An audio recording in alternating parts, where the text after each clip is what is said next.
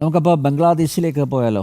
അതെ, അവിടെ ഒരു തെരഞ്ഞെടുപ്പ്, അവിടുത്തെ തെരഞ്ഞെടുപ്പ് എന്ന് പറയുന്നത് ഒരു പ്രഹസനമാണോ നടക്കാൻ പോകുന്നതെന്ന് നമുക്ക് കണ്ടറിയേണ്ടത്. ഇപ്പോൾ ഷെയ്ഖ് ഹസീനെ പുറത്താക്കി അവിടെ എന്തൊക്കെ ഇതിനകം നടന്നു എന്നുള്ളതാണ്. എന്തായാലും ജമാഅത്തെ ഇസ്ലാമി ഇപ്പോൾ പരസ്യമായിട്ട് രംഗത്ത് വന്നിട്ടുണ്ട്. തെരഞ്ഞെടുപ്പ് രംഗത്തേക്ക് നമ്മൾ എന്തിനൊക്കെ സാക്ഷ്യം വഹിച്ചു എന്ന് ആലോചിക്കുക. ഒരു തെരഞ്ഞെടുക്കപ്പെട്ട സർക്കാരിനെ അട്ടിമറിക്കുന്നു, അതിനു മുമ്പ് ചില നീക്കങ്ങൾ നടന്നു എന്ന് ഷെയ്ഖ് ഹസീന തന്നെ പറയുന്നു. അതായത് US-ന്റെ ഭാഗത്തുനിന്ന് ചില സമ്മർദ്ദങ്ങൾ ഉണ്ടായിരുന്നു എന്ന് ഒരു ഭാഗത്ത് പറയുന്നു. മറുഭാഗത്ത് എന്താണ്, ഒരു നിയമത്തിനെതിരെ വിദ്യാർത്ഥികൾ രംഗത്ത് വരും. അവർ രംഗത്ത് വന്ന ആ ഇഷ്യൂ പരിഹരിച്ച ശേഷം എന്താണ് സംഭവിച്ചത്? പരിഹരിച്ച ശേഷമാണ് സമരം അക്രമാസക്തമാകുന്നത്. ഇങ്ങനെ നാടുനീളെ കയറി ഇറങ്ങി ക്ഷേത്രങ്ങൾ ആക്രമിക്കുന്നു, ന്യൂനപക്ഷം വന്ന ഇവിടെയുള്ളവർ എടുത്തു പറയാത്ത ഹിന്ദുക്കളെ ആക്രമിക്കുന്നു, ബുദ്ധമതക്കാരെ ആക്രമിക്കുന്നു.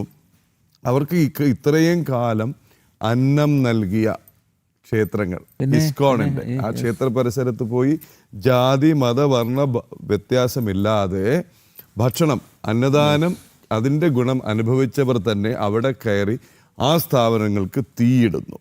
വഴിനീളെ ഇത് നടക്കുന്നു. അപ്പോൾ തെരഞ്ഞെടുക്കപ്പെട്ട ഇവർ അഭയം തേടി ഷെയ്ഖ് ഹസീന ഭാരതത്തിലെത്തുന്നു. ഒരു ഭാഗത്ത് അടുത്ത് ആരെയാണ്, ഈ സമാധാനത്തിൻ്റെ എക്കണോമിക്സിൻ്റെ നോബൽ സമ്മാന ജേതാവിനെ പിടിച്ച് എന്താണ് തസ്തിക, മുഖ്യ ഉപദേഷ്ടാവോ, പ്രസിഡന്റ് തുല്യമായ ഒരു എങ്ങനെയാണാവോ നോബൽ സമ്മാനം കിട്ടിയത്? അല്ല, വിഷയം അറിയാതിരിക്കും. ആ വിഷയം അവിടെ പ്രയോഗിച്ചിട്ട് കാര്യമില്ല. അവിടെ എക്കണോമിക്സ് അല്ലല്ലോ വേണ്ടത്. അതും സ്കൂളിൽ പഠിക്കുന്നു, കോളേജിൽ പഠിക്കുന്നു, തിയറി കൊണ്ട് കാര്യമില്ലല്ലോ. എന്തായാലും ഈ പരീക്ഷണങ്ങൾക്കെല്ലാം ശേഷം പലവട്ടം ഭീഷണി മുടക്കി. ഇതെല്ലാം പോട്ടെ, പുച്ഛം ലവലേശമില്ലാതെ നമ്പ്യാരെ, അഹങ്കാരം ലവലേശമില്ലാതെ പറയുന്നു ബംഗ്ലാദേശ് ഉണ്ടായത് എങ്ങനെ എന്ന് ഇന്നത്തെ ഈ റോഡിലിറങ്ങി നിൽക്കുന്നവർ അറിയില്ലെങ്കിൽ അവരുടെ പിതാക്കന്മാരോടോ പിതാമഹന്മാരോടോ ഒന്ന് ചോദിച്ച് മനസ്സിലാക്കുന്നത് നന്നായിരിക്കും. നമ്മുടെ ഒരു ദാനമായിരുന്നു അത്, അല്ലെങ്കിൽ അതങ്ങ് നശിച്ചു പോകായിരുന്നു. അവിടെ കയറിയിരുന്നിട്ട് പറയാണ് ചൈനയോട് വരൂ ഇതിലെ, മറ്റ് രാജ്യങ്ങളോട് വരൂ ഇതിലെ, നമ്മൾ ഇടനാഴി തുറന്നു തരാം ഇവിടെ ഭാരതത്തിലേക്ക് കയറാൻ. പിന്നെ വലിയ വ്യാമോഹങ്ങളൊക്കെ വന്നു. മറ്റേ നമ്മുടെ നോർത്ത് ഈസ്റ്റ് മുഴുവൻ വരച്ച് കാട്ടിയിട്ട് ബഡാ ബംഗ്ലയൊക്കെ കാണിച്ചു. എന്താണ് അവിടെ നടക്കുന്നത് നമുക്ക് ഐസൻ ജോസ് ചേരുന്നുണ്ട് ഇന്റർനാഷണൽ ഡെസ്കിൽ നിന്ന്. ഐസൻ, ഒരു തെരഞ്ഞെടുപ്പ് നടക്കുകയാണ്. എത്രമാത്രം നീതിയുക്തമാവും, എത്രമാത്രം നിഷ്പക്ഷമാവും, എത്രമാത്രം ജനാധിപത്യപരമാകും തെരഞ്ഞെടുപ്പ്? താരിഖ് റഹ്മാൻ നയിക്കുന്ന ബംഗ്ലാദേശ് നാഷണലിസ്റ്റ് പാർട്ടിയും ഷഫീഖുർ റഹ്മാൻ നയിക്കുന്ന ജമാഅത്തെ ഇസ്ലാമിയും തമ്മിലാണ് മത്സരം, അല്ലേ ഐസൻ? Good morning.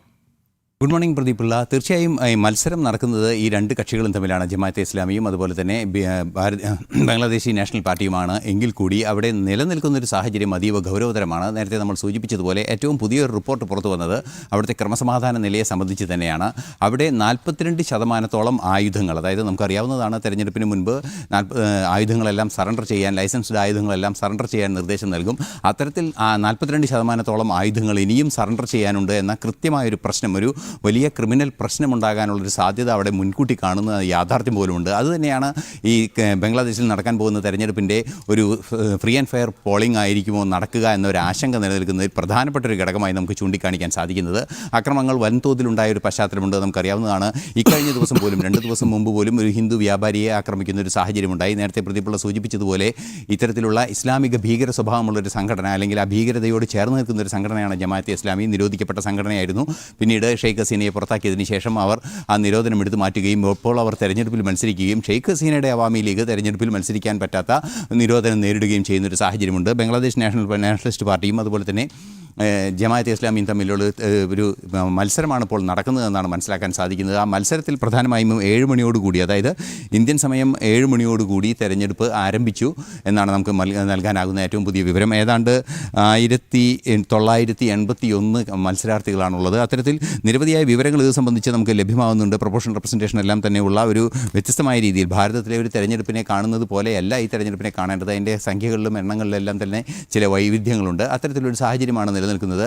മറ്റൊരു പ്രധാന വിഷയം എടുത്തു പറയേണ്ടത്, നേരത്തെ സൂചിപ്പിച്ചതുപോലെ ഈ ബംഗ്ലാദേശ് രൂപീകരിച്ചത് ബംഗ്ലാദേശിൻ്റെ ചരിത്രത്തിൽ നിന്നും പിന്തിരിഞ്ഞ് നടക്കുന്ന ഒരു രീതി, അതായത് തസ്ലിമ നസ്റിൻ ഉൾപ്പെടെയുള്ളവർ ആ രാജ്യത്തിൻ്റെ ഇപ്പോഴത്തെ അവസ്ഥയെ വ്യാഖ്യാനിച്ചത് അങ്ങനെയാണ്. ബംഗ്ലാദേശിൻ്റെ ചരിത്രത്തിൽ നിന്നും ബംഗ്ലാദേശ് പിന്തിരിഞ്ഞ് നടക്കുന്നു എന്ന ഒരു വ്യാഖ്യാനമാണ് ഉണ്ടായത്. അത്തരത്തിൽ ചരിത്രത്തിൽ നിന്നും പിന്തിരിഞ്ഞ് നടക്കുന്ന ഭാരതം 71-ലെ ഭാരതത്തിൻ്റെ ഇടപെടൽ, അതുപോലെയുള്ള ശക്തമായൊരു ഇടപെടലിൻ്റെ പശ്ചാത്തലത്തിൽ അവിടെ ബംഗ്ലാദേശ് എന്ന ഒരു രാഷ്ട്രം നിലവിൽ വരികയും ആ രാഷ്ട്രം ഇപ്പോൾ വീണ്ടും പാകിസ്ഥാനോട് അടുപ്പം കാണിക്കുകയും പാകിസ്ഥാന് വേണ്ടി പല പ്രവർത്തനങ്ങൾ ചെയ്യുകയും ചെയ്യുന്നു. അതുപോലെ തന്നെ അതിനകത്ത് അവിടെ കലാപങ്ങൾ ഉണ്ടാകുന്നു.